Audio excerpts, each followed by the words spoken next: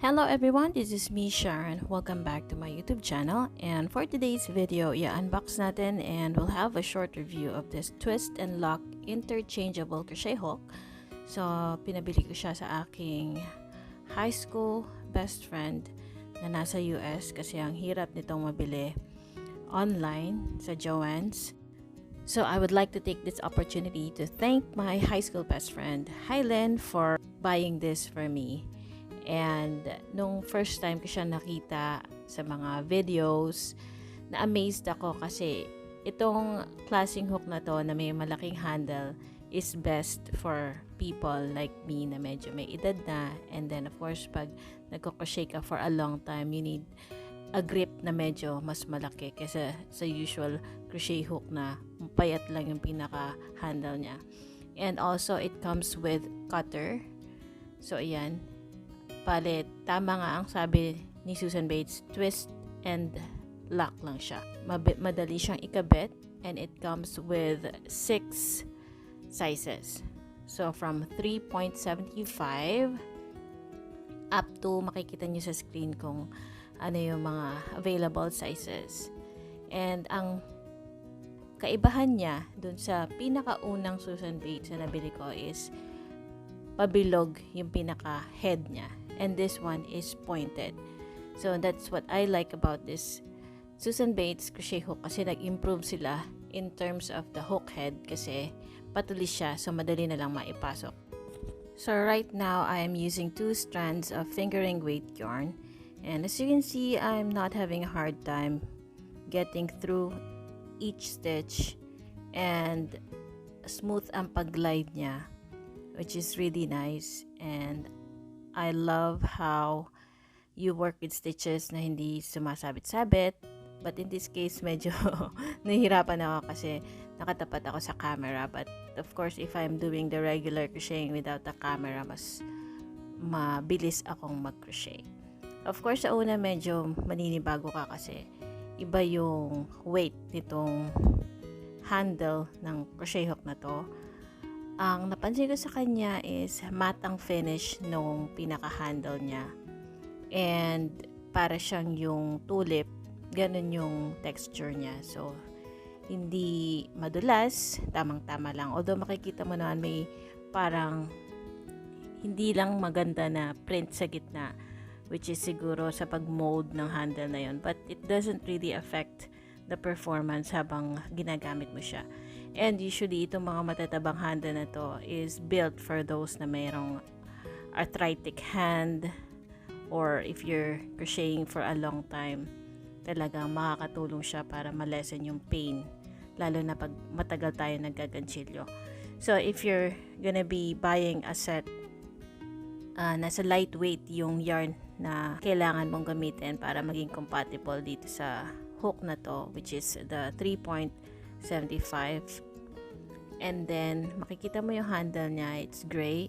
So the 2 pieces siya. And also you can put another hook or cutter. So ayan, meron siyang lines dyan sa gitna. But it doesn't bother me as long as maganda yung performance niya. It's okay. And different colors yung pinaka hook heads niya. Interchangeable, madaling ipasok, twist and lock nga lang siya. Hindi ako nahihirapan na ilagay yung mga hooks, stable siya, hindi naman siya gumagalaw. And as you can see, very smooth and pointed yung hook head nito. And then whenever I crochet, kahit na pencil grip or knife grip, as in comfortable lang. Because I sometimes switch to the knife grip, lalo na kapag medyo nangangalay na yung kamay ko sa pencil grip. So if you have watched my previous video before, gumamit na ako ng Susan Bates, and that is the first branded crochet hook na nabili ko sa SM Baguio City sa National Bookstore. Nag-iisa lang siya doon, and the hook is worth 200 plus. And at that time, meron din silang mga steel hook na may bamboo handle na mas mahal kaysa dun sa Susan Bates na 5mm lang siya. So now I am going to test it dito naman sa velvet yarns. And as you can see, yung pagpasok sa mga stitches, smooth din, wala akong naging problema, hindi siya sumasabit. This time naman, iba naman, mas malaki naman hook ang ginagamit ko. So, na-amaze ako kasi syempre when I am using crochet hook, gusto ko talaga i-try siya sa different kinds of yarn kasi doon natin malalaman kung gaano siya comfortable gamitin. And this one is really nice. Ito, kakulay niya yung Susan Bates na may bamboo handle na nabili ko before sa National Bookstore. And of course, comfortable siya kasi meron siyang kasamang cutter, which is really nice. And it can cut through the yarn easily. So, if you don't have any scissors, madali mo lang siyang makat. Hindi ka na maghahanap kasi usually, di ba tayo mga crochet, madalas tayo maghanap ng mga nawawalang crochet hook or gunting kasi minsan madalas misplaced. Madali lang siyang ipasok. So, para siyang may spring sa loob na pag-push mo and then saka mo twist and then ma-unlock na siya. And then, one more try, tas may higpit na siya. So, na-try ko na rin siyang accidentally na bagsak ko siya. So, natanggal yung cutter, but the hook, hindi siya na-detach. Then, of course, kailangan natin malaman kung okay din ba siya sa mga local yarns natin like yung Indefill 4-ply yarn. So, sa Indefill naman, if you're going to use a bigger hook, such as 3.75, kailangan natin malaman if sasabit ba siya or okay rin ba siyang gamitin. And we also used yung hook na mas malaki because sometimes you want our projects to be a bit drapey or bagsak, lalo na sa mga shows na gusto natin medyo airy siya at maraming gaps. Yun, pwede natin gamitin ang mas malaking hook. Itong 3.75 is just right. And as you can see, hindi ako nahirapan ulit na magpasok sa mga stitches. Napaka dali lang niyang gawin.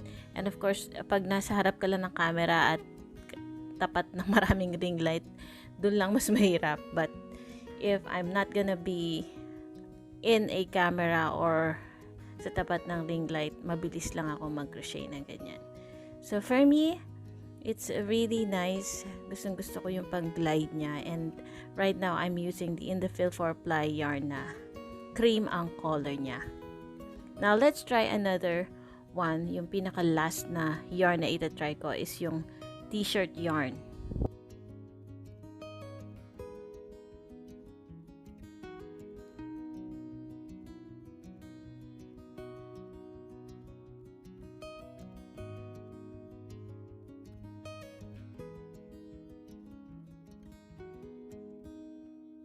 Alright, so gagamit tayo ng ibang yarn na iba yung compatible na size niya. I'll be using this larger size of hook. And madali lang siyang i-detach, which is really nice. Walang kahirap-hirap. So I'll be using this 6mm crochet hook.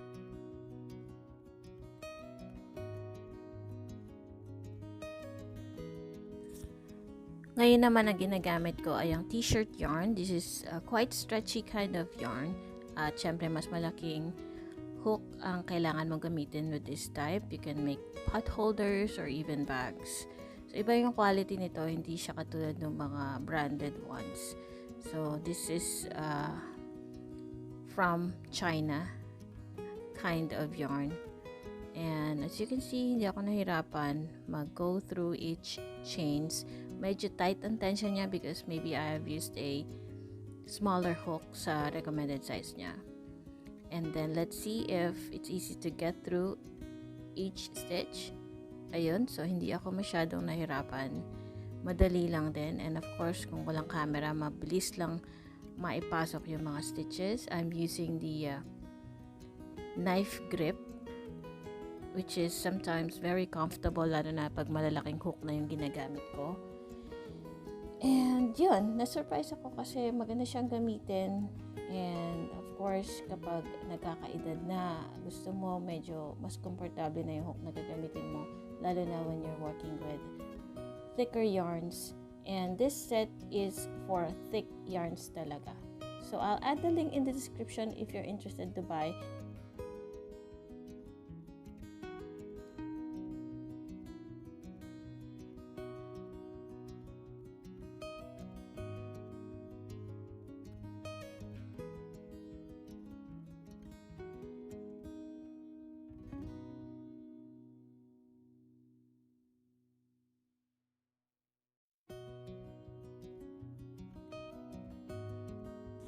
Again, thank you so much for watching and hopefully marami pa tayong crochet hooks na ma-review para makatulong ito sa mga fellow crocheters natin dito sa Pilipinas. Maraming salamat po and I'll see you in my next video.